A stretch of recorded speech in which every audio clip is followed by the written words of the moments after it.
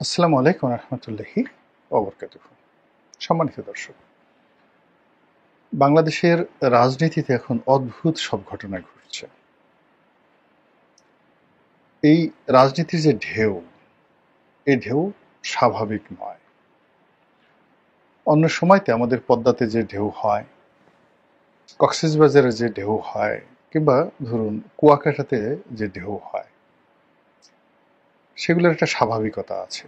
যারা নদীর পাড়ের মানুষ, পদ্মা তীরের মানুষ, তারা জানেন, বা যারা কক্সবাজারের মানুষ তারা জানেন যে কি ধরনের ঢেউ হয়। তো একইভাবে আমরা যারা রাজনীতির অঙ্গনের একজন সাধারণ কর্মী, আমরা এখানে রাজনীতির যে স্বাভাবিক রিদম, গতি এবং প্রকৃতি, যে ধরনের শব্দ এবং এখানকার যে আবহাওয়া, প্রকৃতি দেখে আসছি সেই স্বাধীনতার পর থেকে আজ অবধি, সব কিছু এলোমেলো হয়ে গেছে ঝড়ো হাওয়ার কারণে, রাজনীতির সুনামির কারণে।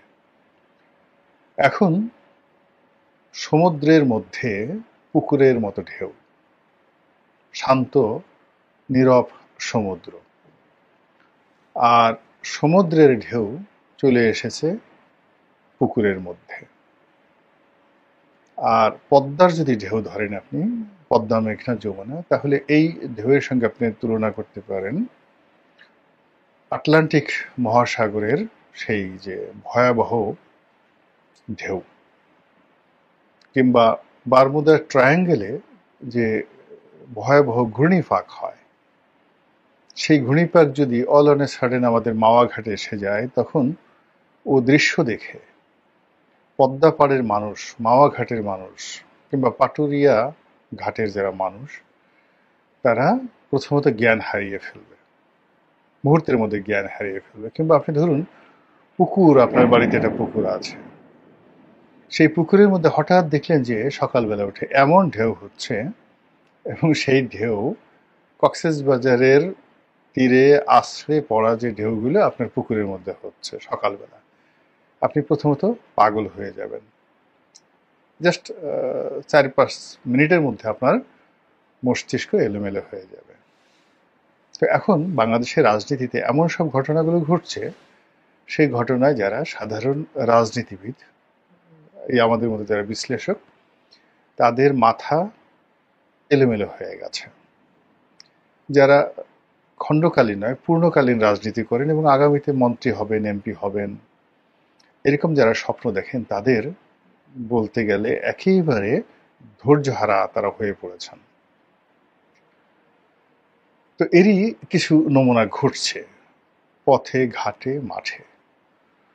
এমনকি সন্ত্রাসী, চাঁদাবাজ, মাস্তান, আমরা তাদেরকে দেখলে একটা সময় খুব ভয় পেতাম। মানে চাঁদাবাজ মানে অন অ্যাভারেজে আমাদের চেয়ে একটু লম্বা বেশি হবে, হাত পেশি ভুল হবে, রুক্ষ, তারপরে শেষে গায়ে শক্তি থাকবে, চাকু থাকবে, পিস্তল থাকবে, কর্কশ ভাষায় কথা বলবে।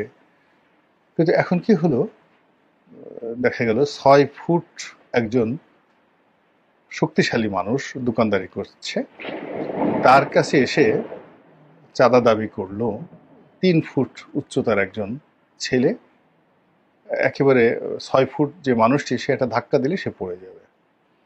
আর এই যে খুদে চাঁদাবাজ, সেই খুদে চাঁদাবাজের ভয়ে 6 ফুট বা 6 ফিট উচ্চতার যে মানুষটি থর থর করে কাঁপতে কাঁপতে মুহূর্তের মধ্যে তার উচ্চতা 2 ফিটে সে নামিয়ে আনলো। অর্থাৎ সে 3 ফুট উচ্চতার চাঁদাবাজের পায়ের উপর সে পড়ে গেল।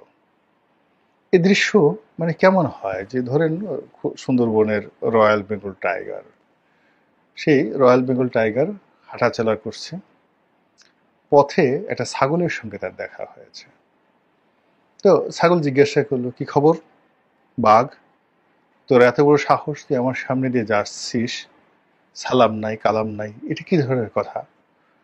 বাঘ যদি মুহূর্তের মধ্যে ছাগলের পায়ের উপর পড়ে যায়, হাউমাউ করে কান্নাকাটি শুরু করে, হুজুর ভুল হয়ে গেছে, এই যাত্রায় ক্ষমা করে দেন, আর কখনো এই ভুল হবে না, এরকম একটা দৃশ্য যদি আপনি ক্যামেরায় ধারণ করেন এবং সেটি আপনি দেখতে থাকেন, কি ধরনের একটা অনুভূতি আপনার হবে? ঠিক একই অনুভূতি এখন রাজনীতিতে চলে এসেছে। শেখ হাসিনা যখন ক্ষমতায় ছিলেন তখন মনে হতো যে আর বোধহয় বাংলাদেশের রাজনীতিতে শেখ হাসিনার বাইরে কেউ আসবে না। শেখ হাসিনার ইন্তেকালের পর তার সন্তান আসবেন, তার মেয়ে আসবেন, তার ছেলে আসবেন, নাতি আসবেন, পুতি আসবেন, এভাবে যে কত বছর চলবে, আমাদের সারা জীবন এই আওয়ামী লীগের গানে টানতে টানতেই আমাদের চলে যাবে। কিংবা ধরুন 2001 থেকে 2006 পর্যন্ত 1/11-এর সময়টিতে আমাদের মনে হতো যে বেগম জিয়া, তারেক রহমান এর বাইরে আসলে পৃথিবী নেই। হারিস চৌধুরী, মোসাদ্দেক আলী ফালু এর বাইরে আসলে কোনো ক্ষমতাধর লোক নেই, ওনারাই সবকিছু। পৃথিবীতে যদি শক্তিশালী কোনো ভবন থাকে, ওটা হোয়াইট হাউস নয়, কিংবা ওটি এলিসি প্রাসাদ নয়, বাকিংহাম প্যালেস নয়, কিংবা 10 নম্বর ডাউনিং স্ট্রিট নয়, ওটি হলো আমাদের হাওয়া ভবন। বাংলাদেশের হাওয়া ভবন পৃথিবীর সব চাইতে শক্তিশালী একটি ভবন। কিন্তু 1/11 যে বাতাস, সে বাতাসে সব কিছু তছনছ হয়ে গেল। যারা ক্ষমতায় এলো তারা শেখ হাসিনাকে ধরে ফেললো, খালেদা জিয়াকে ধরে ফেললো, ধরার পর তারা বলল যে আমরা কোনো চুনো পুঁঠি ধরি না, আমাদের কাজ কারবার হলো সব রাঘব বোয়ালদের সাথে। আর এই দৃশ্য দেখে আমাদের অন্তরাত্মা কেঁপে গেল।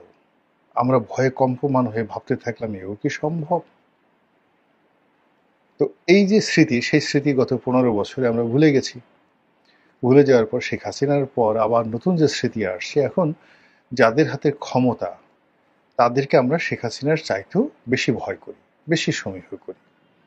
এখন আমাদের সন্তান সম যে সকল রাজনৈতিক নেতা এই মুহূর্তে দাপিয়ে বেড়াচ্ছেন, সেটা জনাব নাহিদ মহোদয় হন, জনাব সার্জিস আলম সাহেব হন,